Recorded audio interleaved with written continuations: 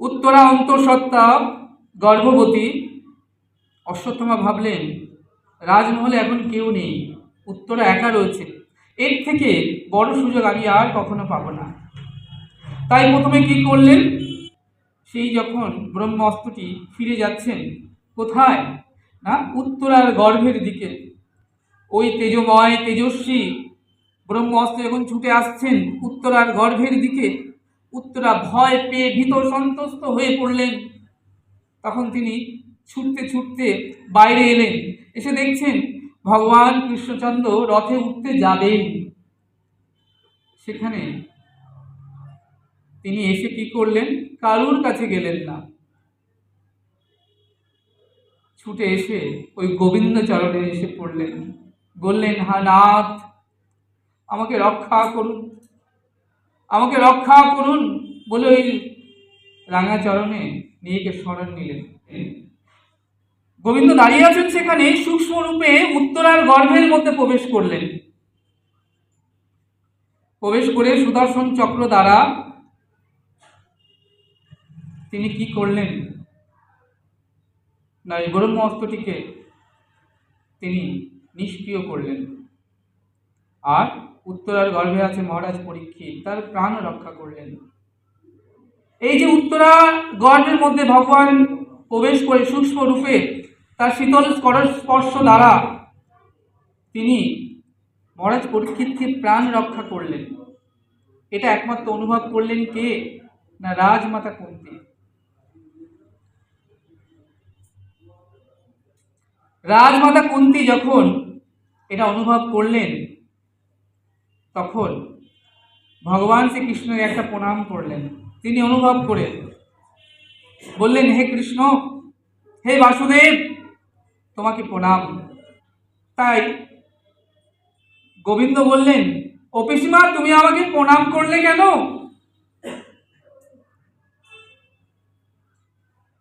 হ্যাঁ, তুমি আমাকে প্রণাম করলে কেন?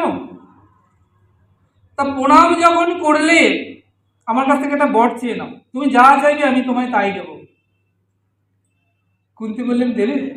আমি যা চাইবে তুমি আমাকে গোবিন্দ তাই দেবে? বললেন, হ্যাঁ, তুমি চেয়েই দেখো না, তুমি যা চাইবে আমি তোমাকে তাই দেব। বললেন, হে বাসুদেব, তাহলে আমাকে তুমি এই বর দাও। কি বর চাইলেন কুন্তী? সমগ্র জগৎ কুন্তীর বর প্রার্থনায় স্তম্ভিত হয়ে গেল। ভগবানকে লাভ করে এর আগে কেউ কখনো এমন বর প্রার্থনা করেননি। কি চাইলেন? বললেন, হে গোবিন্দ, আমাকে এই বর দাও, আমি যেন সদাই দুঃখে থাকি, দুঃখ যেন আমার নিত্য সঙ্গী হয়, সুখ যেন আমায় ছেড়ে চলে যায়, আমি যেন সদাই দুঃখের সাগরে নিমগ্ন থাকি। গোবিন্দ বললেন, ও পিসিমা, তুমি একই বর চাইলে? হ্যাঁ, জীবনে তো দুঃখ কম পেলে না, জীবনে তো অনেক দুঃখ পেয়েছ, এত দুঃখ পেয়েও তোমার দুঃখের স্বাদ গেল না। বিবাহ হয়েছিল পাণ্ডুর সাথে, তাহলে বিবাহের পুত্রে তোমার পিতা সুরসেন তোমাকে তার বন্ধুকে দান করে দিল, এটা দুঃখ।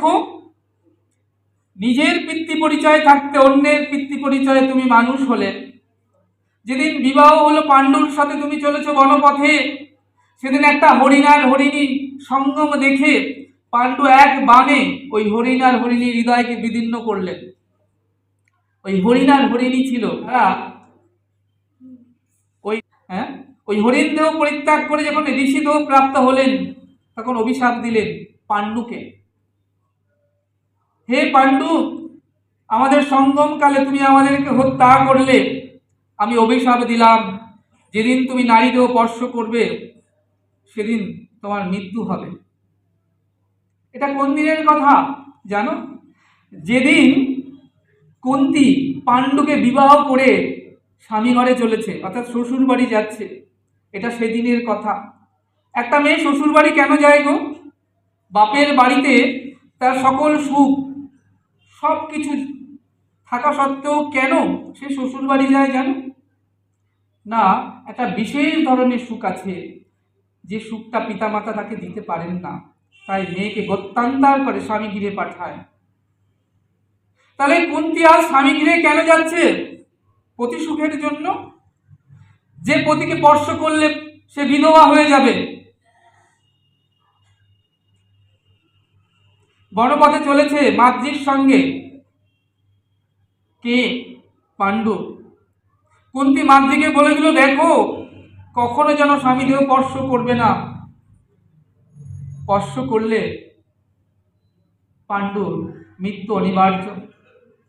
কিন্তু সেদিন বনপথে যেতে যেতে একটি সরোবরে স্নান করে মাদ্রি যখন সিক্ত বসনে এলেন, পাণ্ডু সিক্ত দেহ দেখে মাদ্রি কামাসক্ত হলেন, আর যেই স্পর্শ করলেন মাদ্রিকে, সঙ্গে সঙ্গে পাণ্ডুর মৃত্যু হল।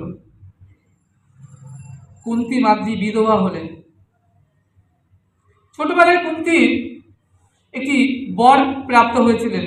সেই বরে তিনি যে কোনো দেবতার আশীর্বাদে পুত্র সন্তান লাভ করতে পারবেন। তা কি হলো না, বিবাহের পূর্বে পরীক্ষা করবার জন্য সূর্যদেবের সেই বরে তিনি কর্ণকে লাভ করলেন। ধর্মরাজের বরে যুধিষ্ঠিরকে লাভ করলেন। পবন দেবের বরে ভীমসেনকে লাভ করলেন। আর দেবরাজ ইন্দ্রের বরে অর্জুনকে লাভ করলেন। মাদ্রিকেও শিখিয়ে দিলেন সে বিদ্যা। বললেন, দেখো এই মন্ত্র যদি তুমি উচ্চারণ করো, তাহলে সেই যে দেবতার নাম করে উচ্চারণ করবে সেই দেবতা আবির্ভূত হবেন এবং তার কৃপায় তুমি পুত্র সন্তান লাভ করতে পারবেন। মাদ্রি কি করলেন না, অশ্বিনী কুমার দ্বয়কে আহ্বান করলেন। তার দুটি পুত্র হলো, নকুল ও সহদেব।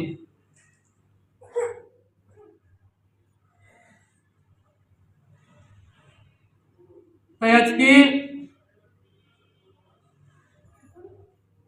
কুন্তী বলছেন, হে গোবিন্দ, দুঃখ জীবনে অনেক পেয়েছি, দুঃখ কি আমরা পাইনি? রাজকন্যা থাকা সত্ত্বেও রাজমহলের সুখ পরিত্যাগ করে 12 বছরের জন্য বনবাস, 1 বছরের জন্য অজ্ঞাতবাসে গিয়ে বনের মধ্যে অনেক কষ্ট পেয়েছে। মহা তেজস্বী দুর্বাসা মুনি এসেছেন তার 10,000 শিষ্য নিয়ে ভোজন করতে। কুন্তীর একটি বর ছিল, তার ভোজনের পূর্বে যত যত আসবে, যত লোকে আসুক না কেন, ওই হাড়ি থেকে সকলের ভোজন হয়ে যাবে, কিন্তু তার সেবার পরে আর ভোজন হবে না। কিন্তু কুন্তীর যখন সেবা হয়ে গিয়েছে, দ্রৌপদী পঞ্চ পাণ্ডবকে নিয়ে সকলে যখন বনমধ্যে রয়েছেন, এমন সময় সেখানে দুর্বাসা মুনি এলেন সেবা করবার জন্য। দেখছেন হাড়িতে কিছু নেই। এখন কি উপায় হবে? মহা তেজস্বী দুর্বাসা কথায় কথায় অভিশাপ দিয়ে দেন, যা খুশি তাই। গোবিন্দকে স্মরণ করলেন।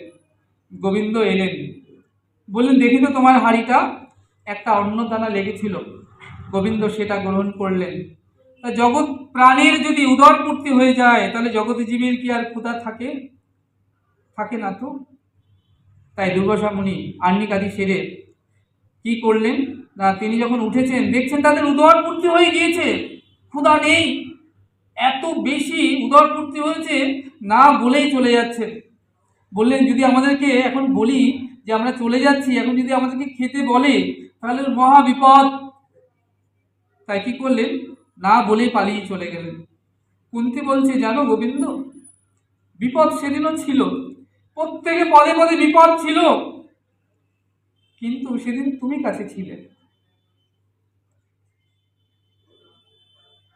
আজ একই সুখ এলো যে গোবিন্দ দূরে চলে যায়। আমরা তো সে সুখে চাই না। যে সুখ এলে গোবিন্দ দূরে চলে যায়, আমরা সে সুখে চাই না। তার থেকে সেই দুঃখ দাও যে দুঃখ দিলে পরে গোবিন্দ কাছে রয়। সেই দুঃখ দাও, সেই দুঃখ যেন চিরসাথী হয়। অন্তত গোবিন্দ তো কাছে থাকবে আমাদের। ভগবান সেই যাত্রায় বাধা পড়ে গেলেন, তিনি যেতে পারলেন না। তার পশ্চাতে কি হলো জানো? গান্ধারী তিনি দুর্বাসা মুনির কাছে গিয়ে রূপ বেশ পাল্টে তিনি বর প্রার্থনা করলেন। দুর্বাসা মুনি না দেখেই বললেন, বলো কি চাই? বললেন, আমার শতপুত্রের জননী করে দাও। বললেন, তথাস্তু। যখন সেখানে কুন্তী গেলেন, দুর্বাসা মুনি বললেন, আমি তো বর দিয়ে দিয়েছি। বললেন, কোথায়? আমি তো আসিনি। ধ্যানস্থ হয়ে দেখলেন দুর্বাসা মুনি, ও গান্ধারী ছদ্মবেশে এসেছিল, এসে আমার থেকে বর প্রাপ্ত হয়েছে। আমি অভিশাপ দিচ্ছি, হ্যাঁ, অন্যায়ভাবে ছদ্মবেশে আমার থেকে শতপুত্রের জননী হওয়ার বর লাভ করেছ। আমার অভিশাপে তোমার শতপুত্র নিধন হয়ে যাবে। তাই হলো, গান্ধারীর শতপুত্র নিধন হলো। আজ কুরুক্ষেত্রের রণাঙ্গনে দুর্যোধন উরুভঙ্গ হয়ে পড়ে রয়েছে শিবিরে।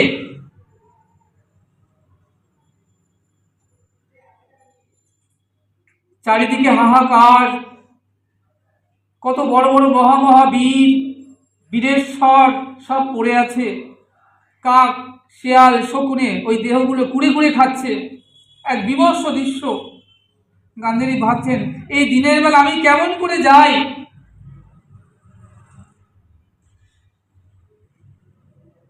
তার থেকে যখন রাত হবে, রাতের অন্ধকারে আমি একবার যাব সেই কুরুক্ষেত্রের রণাঙ্গনে।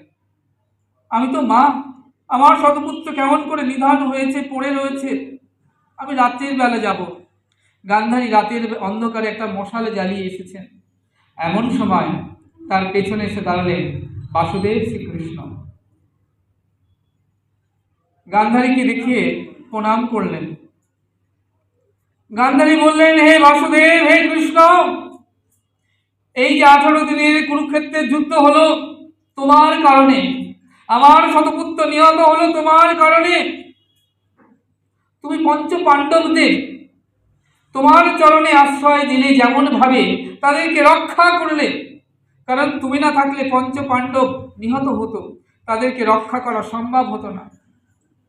তাহলে তুমি প্রত্যেক মুহূর্তে, প্রত্যেক পদক্ষেপে তুমি যেমন পঞ্চ পাণ্ডবকে রক্ষা করলে, তেমন ভাবে আমার শতপুত্রকে একটু সুমতি দান করে তোমার চরণে যদি একটু আশ্রয় দিতে, তাহলে আমার শতপুত্র নিহত হতো না। আমি মাতা পুত্রহারা হতাম না। আমি চোখের জলে বক্ষ ভাসি আজ হাহাকারও করতাম না। তাই আমার হতে, আমার যেমন কৌরব বংশ তোমার কারণে নিধন হলো, হে বাসুদেব কৃষ্ণ, তোমার হতে যদু বংশ ও থাকবে না। আমি অভিশাপ দিচ্ছি মাতা হয়ে, তোমার থেকে তোমার যদু বংশ বিনষ্ট হয়ে যাবে। যখন অভিশাপ দিলেন, তখন কি হলো জানো? ভগবান শ্রীকৃষ্ণ বাসুদেব সেই অভিশাপকে মাথা পেতে নিলেন। বললেন, মা গান্ধারীকে, মাতা, তোমার অভিশাপ আমি মাথা পেতে নিলাম মা। কিন্তু জানো তো মাতা, তুমি বললে পঞ্চ পাণ্ডবকে আমার চরণে স্থান দিয়ে আমি যেমন তাদেরকে রক্ষা করেছি, তেমন করে তোমার শতপুত্রকে যদি একটু সুমতি দান করে আমার চরণে স্থান দিতাম, তাহলে আজকে এই কুরুক্ষেত্রের যুদ্ধই হতো না, তোমার পুত্ররাও নিধন হতো না। কিন্তু কি জানো মা, তোমার পুত্রদের সব ছিল, কি ছিল না তাদের? জ্ঞান ছিল, বুদ্ধি ছিল, শক্তি ছিল, পৌরাস ছিল, প্রতিপত্তি ছিল, সব ছিল, কিন্তু ছিল না একটু আমার চরণে শরণাগতি। আমার চরণে যদি যতক্ষণ না কেউ শরণাগতি নেবে, আমি কেমন করে তাকে রক্ষা করব? পঞ্চ পাণ্ডবরা যেমন করে আমার চরণে শরণাগতি নিয়েছিল, তেমন করে মাতা তোমার পুত্র তো আমার চরণে কখনো শরণাগতি ছিল না। আমার চরণের প্রতি তাদের তো বিশ্বাস ছিল না, শ্রদ্ধা ছিল না, তাদের তো অহমিকা দম্ভ পর্যাপ্ত ছিল। তাই আমি কেমন করে তোমার পুত্রকে রক্ষা করতাম? তাই তো আমি তোমার পুত্রকে রক্ষা করতে পারিনি। এই সংসারের ক্ষুদ্রতি ক্ষুদ্র জীব যদি আমার চরণে শরণাগতি নেয়, আমি তাদেরকে রক্ষা করে থাকি। এটা আমার ধর্ম, এটা আমার প্রতিজ্ঞা। যে ভক্ত যেমন ভাবে আমাকে ভালোবাসবে, আমাকে শরণাগতি নেবে, তদরূপ ভাবে তাকে রক্ষা করার এটা আমার প্রতিজ্ঞা। তুমি যদি দেখতে চাও শরণাগতি কেমন হয়, কেমন করে আমার কৃপা শক্তি রক্ষা করে, তুমি শুনবে না দেখবে? গান্ধারী বললেন, দেখতে পেলে শুনবো কেন? বললেন, তাহলে চলো। সামনে এগিয়ে গেলেন কুরুক্ষেত্রের রণাঙ্গনের সামনে। বললেন, দেখো মা, ওইখানে একটা ঘন্টা পড়ে আছে, তুমি এই ঘন্টাটাকে চিনতে পারছো? গান্ধারীকে বললেন, গান্ধারী বললেন, হ্যাঁ, এটা দুর্যোধনের হাতির গলার ঘন্টা, চিনব না কেন? বললেন, মা, তুমি ঘন্টাটি একটু তোলো।